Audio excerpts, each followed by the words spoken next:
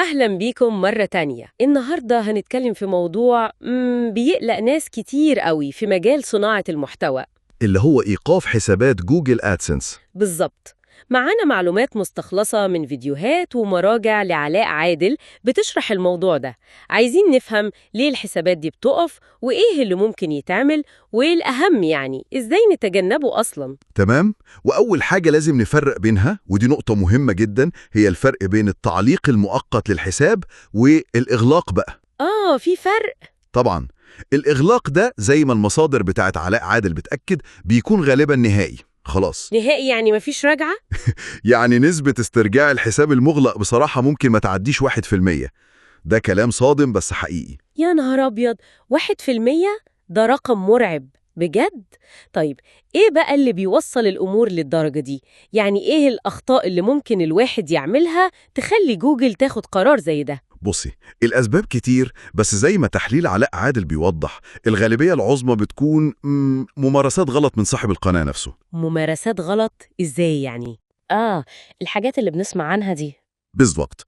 أو استخدام سيرفرات غريبة أو مواقع مشبوهة عشان تجيب زيارات للقناة. النقرات غير الصالحة كمان، دي كارثة. سواء هو اللي نقر بنفسه؟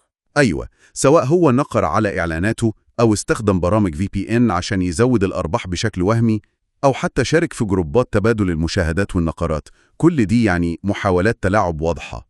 وده بيودينا لنقطة مهمة جدا ذكرتها مصادر علاء عادل، إن يوتيوب وجوجل أولوياتهم مش صانع المحتوى. لا، أولويتهم المعلن. المعلن؟ تماماً. المعلنين دول هم اللي بيدفعوا فلوس للمنصة، فطبيعي جداً إن جوجل تحمي استثماراتهم وتضمن إن إعلاناتهم بتوصل لناس حقيقية وتفاعل حقيقي. صح، منطقي. عشان كده السياسات صارمة جداً في النقطة دي بالذات، والأنظمة بتاعتهم بالذات اللي بتعتمد على الذكاء الاصطناعي شغالة 24 ساعة بتراقب مصادر الزيارات دي جاية منين وإزاي. يعني مفيش حصالة حتى لو القناة كبيرة ومشهورة؟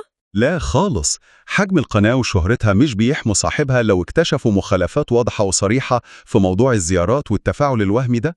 طيب لنفترض بقى إن الكارثة حصلت والحساب اتقفل، إيه الوضع؟ في أي أمل في استئناف أو حاجة؟ هو في نموذج رسمي اسمه طلب إعادة النظر في الحساب.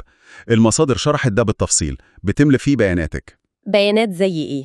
الاسم اللي هو لازم يكون مطابق لبيانات الدفع، الإيميل بتاع أدسنس، الرقم التعريفي للنشر، ورابط القناة أو الموقع بتاعك. ولازم طبعاً تبعت رسالة تشرح فيها الموقف. المصادر بتقترح إنك تعترف بالخطأ لو عارف إنك غلط. بالظبط، تعترف بالخطأ بصدق وتتعهد إنك هتلتزم بالسياسات بعد كده، وتشرح ليه الحساب ده مهم ليك ولشغلك، مع التأكيد إنك فاهم أهمية حماية المعلنين.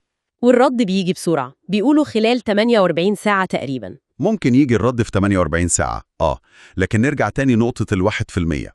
نسبة النجاح في حالة الإغلاق النهائي. مظبوط. النسبة دي بتخلي فرص نجاح الاستئناف ده في حالة الإغلاق النهائي مش التعليق ضعيفة جدا جدا، شبه مستحيلة. يعني الوقاية هي الحل الوحيد تقريباً. هي الحل الأمثل والأضمن.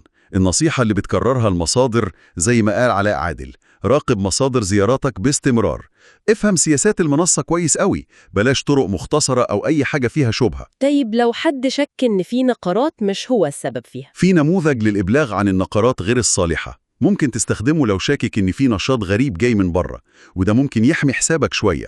لكن لو المخالفة منك أنت أصلاً، النموذج ده مش هيفيد بحاجة. طيب سؤال تاني مهم، لو الحساب اتقفل خلاص، ممكن أفصل القناة عنه واربطها بحساب أدسنس جديد؟ لا، للأسف لا.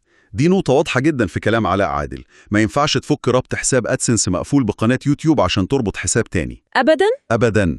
الحل الوحيد لو ده حصل هو إنك تبدأ كل حاجة من الصفر. صفر إزاي؟ يعني قناة جديدة خالص وحساب أدسنس جديد تماماً، ولازم تستخدم جهاز كمبيوتر مختلف، شبكة إنترنت مختلفة، إيميل جديد، بيانات شخصية مختلفة تماماً عن اللي استخدمتها قبل كده مع جوجل، كأنك بتبني هوية رقمية جديدة بالكامل.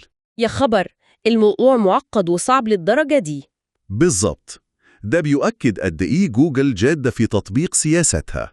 يعني الخلاصة من كل ده، سياسات أدسنس مش هزار، الأولوية للمعلن، والتلاعب في الزيارات والنقرات عقوبته ممكن تكون نهاية دائمة للحساب، وفرص استرجاعه تكاد تكون معدومة. مظبوط. الفهم والالتزام بالقواعد ده مش رفاهية، ده ضرورة عشان تستمر أصلاً. وده يخلينا نفكر في سؤال أخير. في العالم الرقمي ده اللي كل حاجة فيه بيتغير بسرعة وكل الناس بتدور على النمو، يا ترى إيه هي السياسات اللي ممكن تكون مش واضحة قوي، أو خلينا نقول مناطق رمادية ممكن صانع المحتوى يقع فيها بحسن نية ويلاقي نفسه في المشكلة الكبيرة دي؟ سؤال مهم فعلاً. النزاهة وفهم القواعد أساسية، بس هل القواعد دي دايماً واضحة بما فيه الكفاية للجميع؟ دي نقطة محتاجة تفكير.